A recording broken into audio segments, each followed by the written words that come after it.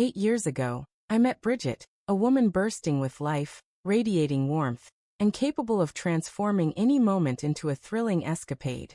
When we first fell in love, I was certain she was my soulmate. We exchanged vows and shared 5 years of marriage, the early moments feeling like a blissful reverie. Together, we laughed, ventured to new destinations, and wove dreams of a shared future. I poured my energy into my work, and it warmed my heart to see her revel in the comfort my efforts provided. Yet over time, a subtle shift occurred. I couldn't pinpoint its origin, but the transformation was unmistakable. She began spending countless nights away, squandering money recklessly, and barely acknowledging my presence. Initially, I dismissed it, convincing myself she needed space, perhaps felt stifled, or that things would soon right themselves. They didn't. Instead, they spiraled further. I'd wake in the darkest hours to find her side of the bed untouched and chilled. She'd return home at outrageous times, smelling of alcohol and a perfume foreign to me. Our savings vanished, extravagant dinners, spontaneous trips, luxury attire. When I dared question her, she always had an excuse. A girl's night out, a shopping spree to boost her mood, or claims I was overblowing things. I yearned to believe her, but a sinking dread whispered that something was gravely amiss. One night, she sauntered in near 2 a.m, giggling into her phone. When she noticed me on the couch, her expression twisted with annoyance. "What's your issue?" she barked, flinging her purse aside. I stood firm in my resolve. "Bridget, we need to talk, and I mean really talk." She rolled her eyes with exasperation. "About what this time?" I steadied my voice. "You're never home. You're burning through our money like it's endless, and when you're here, it's like I'm invisible. What's going on?" Her face remained cold, almost detached. "Nothing's going on. I'm just enjoying my life. Is that a problem?" I let out a sharp, humorless chuckle. "Enjoying your life? Do you even recall we're married? Because it sure doesn't feel that way anymore." She scoffed, tossing her head. "You're so theatrical. This isn't theater, Bridget. This is our life. You're acting like our marriage is meaningless to you." She huffed, her tone biting. "That's not true," she snapped. "I'm just sick of you trying to dictate my every move." Then came the words that sliced through me. "I could find someone else to fill your shoes in a heartbeat." Her declaration hit like a punch to the gut. The room seemed to still. I stared at her, my heart pounding, though I kept my composure. "What did you just say?" Her gaze didn't waver. "You heard what I said." A cold shiver ran through me. Replace me? What was she suggesting? For the first time, I realized this wasn't a fleeting phase. She was different. We argued further, but her words reverberated in my mind. Something was profoundly wrong, and I was determined to unearth it. She grabbed her purse and stormed out, the door crashing shut behind her. But this time, I wasn't hurt or enraged. I was resolute. I began watching her closely, tracking her every move. I pored over our bank records. Lavish meals at places we'd never gone together, hotel bills, late-night cab fares. None of it added up. Then one evening, I came home earlier than anticipated. As I dropped my keys preparing to call out, I heard her voice, soft, flirtatious, not meant for my ears. "I know, darling," she murmured. "I miss you too. I hate all this secrecy." My stomach twisted. I stepped forward, but my phone buzzed, shattering the moment. Bridget spun around, her face draining of color as if she'd seen a ghost.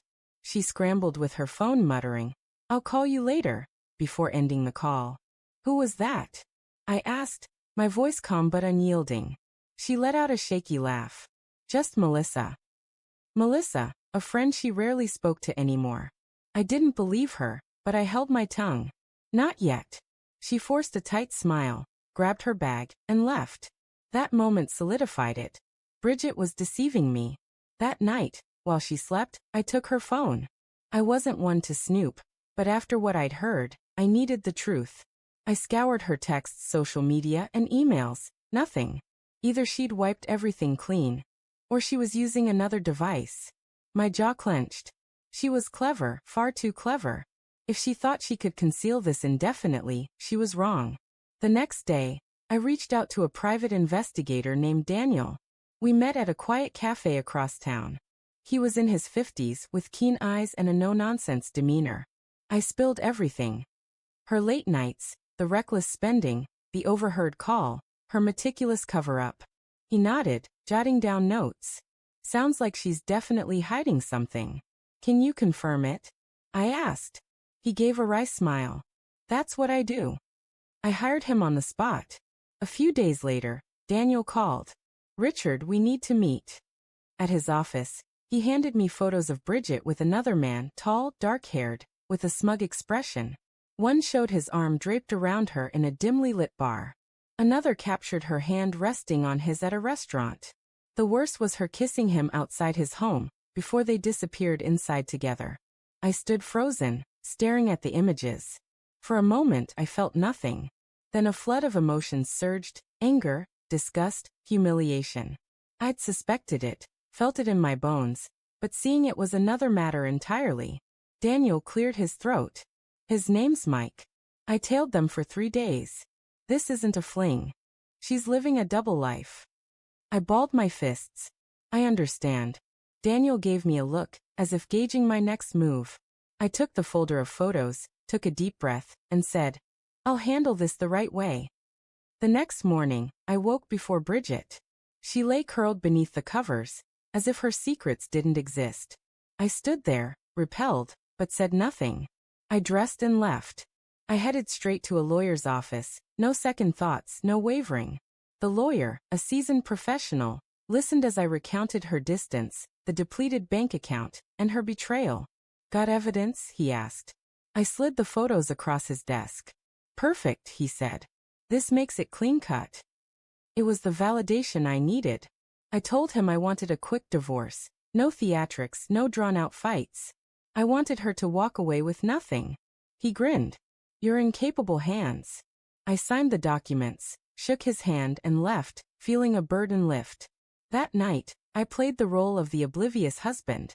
When Bridget came home, I greeted her warmly, even inquiring about her day. She barely noticed me, absorbed in her phone, likely texting him. Fine. Let her believe she was untouchable. For days I maintained the facade, brewing her coffee, suggesting a movie night, complimenting her outfits. She lapped it up, unaware of the storm gathering. 3 days later, the divorce papers were ready. I picked them up from the lawyer, sat in my car, and stared at the thick stack. This was the final move.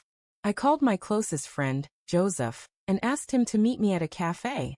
When he arrived, I laid out everything. Bridget's behavior, the reckless spending, her affair. Joseph listened, his expression somber. Then I asked him to deliver the divorce papers to her. I wanted it to hit her like a bolt from the blue. After a brief hesitation, he agreed, ready to help despite the weight of the task. That afternoon, Bridget and I were in the living room. She was engrossed in her phone, likely messaging her lover. I pretended to watch TV when a knock sounded at the door. I opened it to find Joseph, who handed Bridget a folder without a word and left. Confused, she opened it, her face paling as she read the divorce papers. What is this? She asked, turning to me. You tell me, I said, my tone icy. Her voice quivered. Richard, these are divorce papers. Why? I arched an eyebrow. Really? You have no clue. She swallowed hard.